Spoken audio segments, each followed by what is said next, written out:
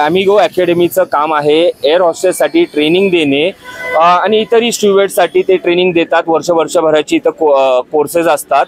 पण सध्या इथं मुद्दा काहीतरी वेगळा आहे। मुद्दा आहे एम्प्लॉईजचं। इथले काही एम्प्लॉईज आहेत, त्यांचं काही ॲमिगो अकॅडमी विषयी त्यांचे आरोप आहेत। आपण त्यांच्याकडनं जाणून घेणार आहोत की त्यांचे काय आरोप आहेत, काय आहे मुद्दा। सर, मी इथे जून महिन्यापासून काम करतेय। माझा आणखीन पेमेंट झाला नाहीये इथे आणि 2-2 महिन्याचं पेमेंट इथं माझं रखडवला गेलाय त्यांनी।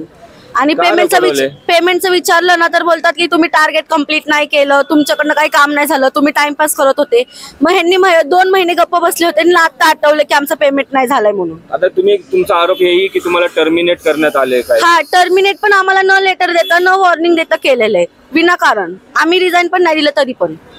तुमचं पेमेंट झालंय का? नाही सर, माझं पण नाही झालं पेमेंट। मी 16 तारखेला जॉईन झाले होते, 2 महिने झालं मला, अजून पेमेंट दिलं नाही। आणि अजिम शेख म्हणून सर आहेत, पण ते म्हणतात ते आता पेमेंट काढून दाखव, मी बघतो, मला बाकी काही सांगू नको, माझं पेमेंट काढून दाखव। याविषयी तुमच्याकडे काय पुरावे आहेत? हो, माझ्याकडे रेकॉर्डिंग आहेत पूर्ण। हो, कॉल रेकॉर्डिंग पूर्ण आहेत माझ्याकडे। पेमेंट काढून दाखव। काय पेमेंट काढून दाखव, बघतो मी पण कोण आहे ते दाखवतो तुला, असं बोललं। हो, असं बोललं।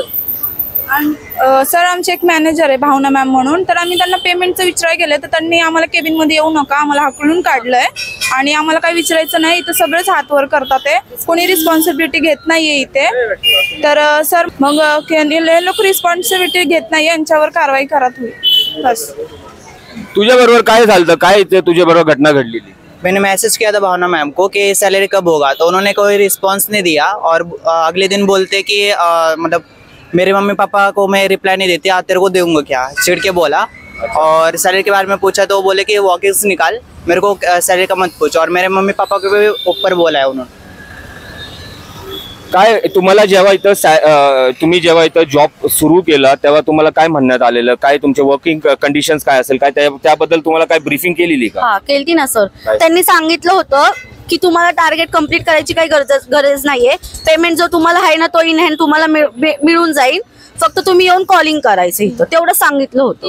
आणि पेमेंटचं कारण की आम्ही त्यांना विचारायला गेलो तर ते म्हटले हे नॉन परफॉर्मन्स आहे म्हणून आम्ही ह्याला काढून टाकलं। नाही सर, ते विनाकारण रिझन देतात, त्यांना पेमेंट नाही द्यायचा म्हणून। सर, आमच्याकडे ना प्रूफ आहे सर, आम्ही किती कॉलिंग करतो किंवा काय, आणि आम्हाला सांगितलं नव्हतं इंटरव्ह्यूला। तुम्ही दाखवू शकता? हो, दाखवू शकतो। हो, हा, ऑफर लेटर मध्ये मला टाकलं, म्हणजे 13 सॅलरी सांगितली त्यात, आणि मला रिअल मध्ये 15 सांगितली होती, म्हणजे तिथं सॅलरीचं पण चेंज करतात ते, आणि कोणी रिस्पॉन्सिबिलिटी घेत नाहीये। मी अजिबात बोलणार नाहीये असं बोलतात ते।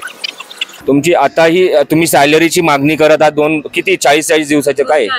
हा, तर ती आता पूर्ण नाही झाली तर तुमचं पुढचं पवित्र काय असेल, काय नेक्स्ट स्टेप ऑफ ऍक्शन काय असेल?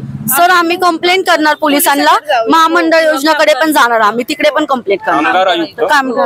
कारण याच्या आधी लोकांसोबत असं झालेलं आहे, तर आम्हाला याच्या पुढे काय म्हणणं की एक्स एम्प्लॉईज बरोबर पण असं झाले सॅलरी?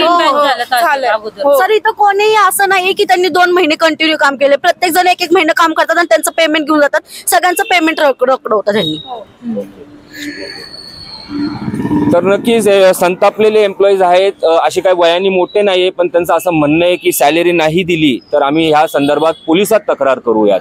तरी ह्या सगळ्या प्रकरणात पुढं काय होतं ते बघायचं राहणार आहे। न्यूज.साठी मी झोएब शेख, पुणे।